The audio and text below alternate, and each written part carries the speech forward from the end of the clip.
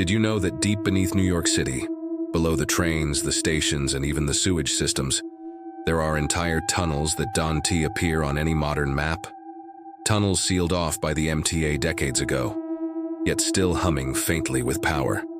My name's Eli Navarro, and 3 years ago I was a small-time urban explorer with a YouTube channel no one cared about. I filmed rooftops, abandoned schools, and forgotten subway stations. The usual urbex stuff you see online. But what I captured one night beneath the streets of Brooklyn, near the derelict Court Street station, still wakes me up every night. Not because of what I saw, but because of what followed me home. It started as a rumor on an old Reddit thread. Someone posted, "There's a hidden tunnel near Court Street, sealed since the 40s. Used to be part of a secret MTA extension. Don't go there after midnight. The workers called it the Gray Line." Everyone thought it was a hoax, but the comments said something that got my attention. They sealed it after the accident. 5 men died in a cave-in, but only 3 bodies were recovered. You see, that's the kind of urban legend I live for. So one Friday night, I grabbed my camera, GoPro, flashlight, and a portable mic, and went down alone. The tunnels were colder than I expected. Not subway cold, cemetery cold. The air was thick, metallic, as if I were breathing in rust. My boots echoed over tracks long stripped of trains. The walls were marked with decades of graffiti, layers of names, tags, and warnings. One stood out, "Don't follow the light." At first I thought it was a joke. Then I saw it, a faint glow far ahead, like a flashlight beam flickering behind a corner. I called out, "Hello, MTA?" No answer, just the steady drip of water and that electrical hum you hear in tunnels, except there was no power down there. I moved closer. The light didn't get brighter. It just moved, slowly, as if whoever was holding it was walking backward, leading me deeper into the dark. The sound on my camera started glitching. Static bursts, flickers, like it couldn't decide what it was hearing. That's when I caught something on the mic, a faint voice whispering over the interference. "We never left." I froze. It wasn't my echo. It was layered, multiple voices murmuring in unison just beneath the edge of hearing. I tried to convince myself it was my imagination. Urban explorers hallucinate all the time down here. Darkness and low oxygen can play tricks. But when I turned around to leave, my flashlight flickered and I realized I wasn't alone. There were wet footprints leading behind me, barefoot, fresh, and they stopped right where I was standing.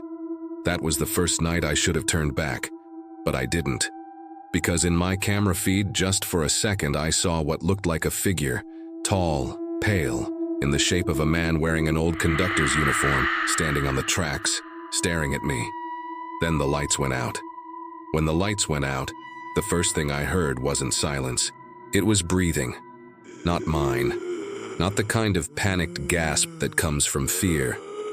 It was slow, steady, wet, like someone inhaling through waterlogged lungs.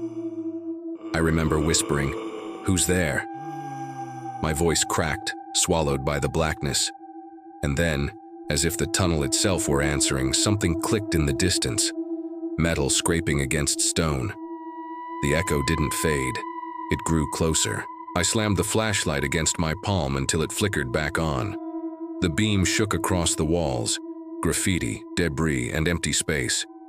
But then it caught something impossible. A pair of boot prints, soaked in mud, appearing one after another across the ground, with no one walking them. Each step left a damp imprint, the sound echoing in sync, clack, clack, clack, until they reached less than 10 feet from me. And then they stopped. The camera I wore on my chest started to glitch again, but not randomly this time. The footage would freeze, frame by frame, showing flashes of faces I hadn't seen. Old, tired faces, covered in grime, soot, and twisted agony. MTA workers, maybe. Their mouths moved, but no sound came out. Then, over my mic, I caught a voice. Low, distorted, I saying, "He shouldn't be here." I turned and ran. Every step kicked up clouds of black dust and loose gravel. I followed the faded trail of red paint that supposedly marked the safe path back to the old Court Street access door. But after what felt like 10 minutes of sprinting, I realized I was running in circles. That's when I saw it again. The light, flickering from behind the next bend. The same pale glow as before, like a flashlight waving weakly through fog. Only this time I noticed something different. Shadows moving through it, not around it. Like the light was coming from inside something alive. I remember pulling out my camera and saying, "Okay, this is Eli Navarro, I'm documenting everything. If I don't make it out, this footage..." That's when my flashlight went out again, and I felt something grab my wrist. It was cold, like holding metal in winter. I swung the flashlight with my other hand, but it passed through nothing. Still, the grip didn't loosen. I yanked back, fell hard on the ground, and the camera tilted upward.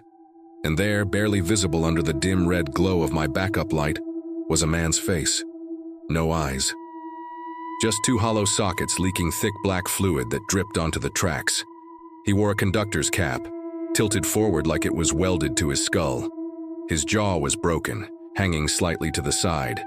He leaned close, so close I could smell the rot, and whispered, "Lines closed, for good."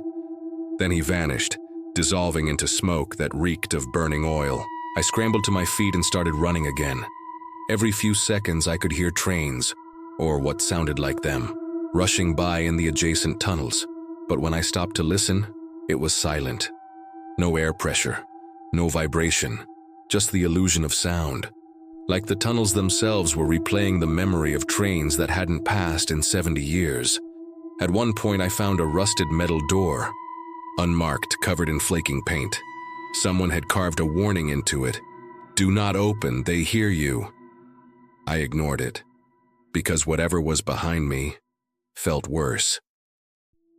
I yanked the door open and stepped through.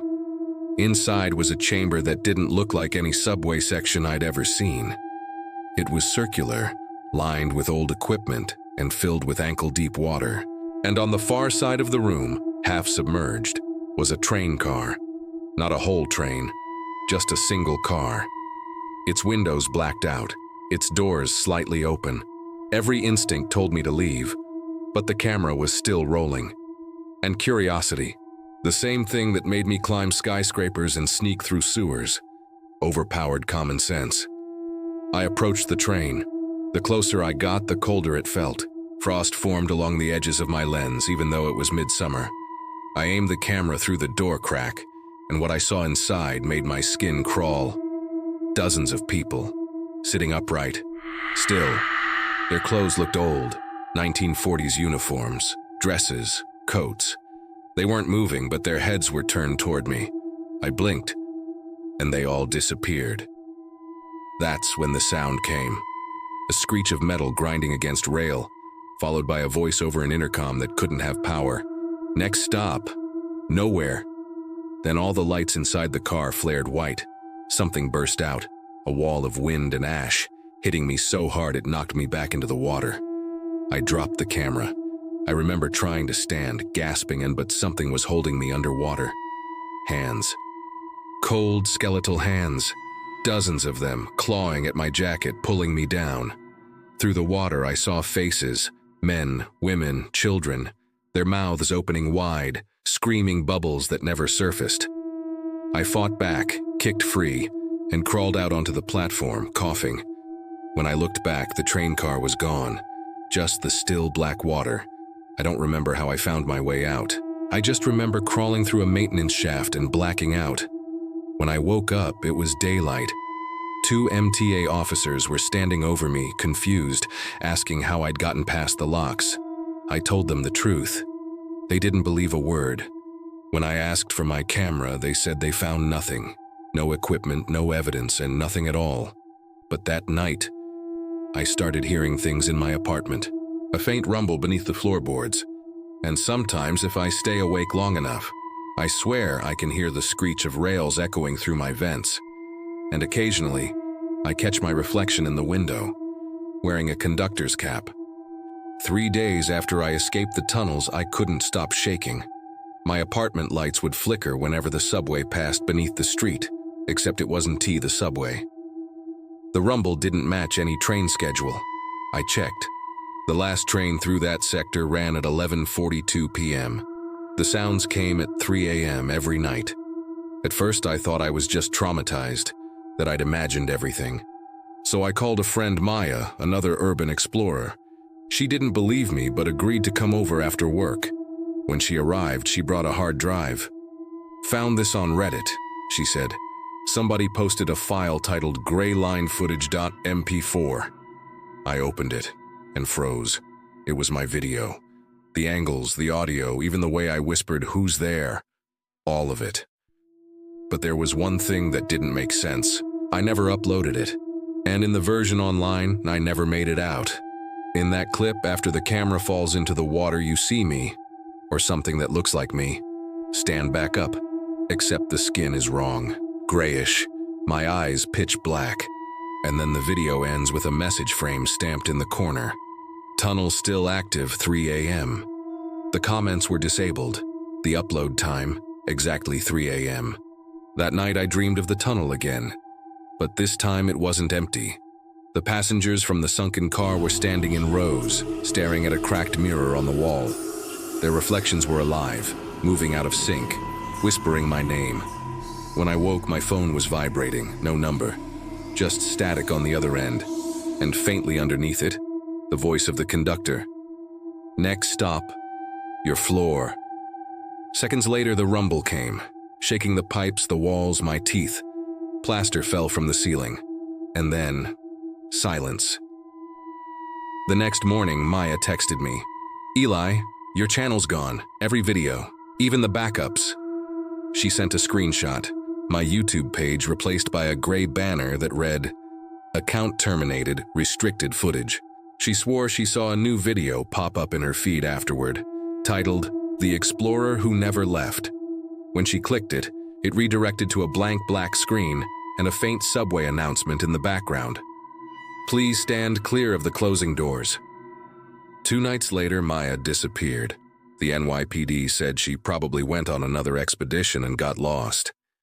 But I know what happened, because 2 weeks after, a maintenance worker found her camera near an emergency exit under J Street, Metro Tech. The file names were corrupted, but one thumbnail remained visible, a still frame of her face, frozen in terror, and behind her, a man in a conductor's cap. I decided to leave the city, sold everything, moved upstate, and swore I'd never go near another tunnel again. But the haunting didn't stop. Every town I've stayed in, the same pattern repeats. 3 a.m. The faint sound of metal on metal. Sometimes my phone plays static videos by itself, frames from footage that shouldn't exist anymore. Once, while driving at night, I saw a glow on the side of the road. A single subway car standing in a field, half buried in fog. Its doors slid open. And I heard that same voice whisper, "Lines closed. For good."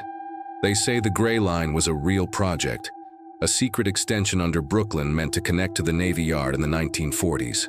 Construction halted after an accident, and the tunnel was sealed forever. The official reports mention toxic air and unstable foundations, but MTA archives list 5 casualties, not 3. 2 names missing.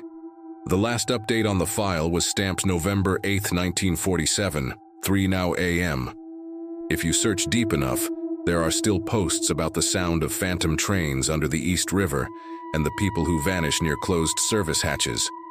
Some say it's urban legend, some say it's propaganda to keep explorers away. But I know the truth. The tunnels aren't empty. They never were. And sometimes when the power flickers in your apartment at 3 a.m., that's not the grid failing. It's the Gray Line passing underneath, looking for new passengers. Static builds, faint echo of a train door sliding shut. Next stop, you.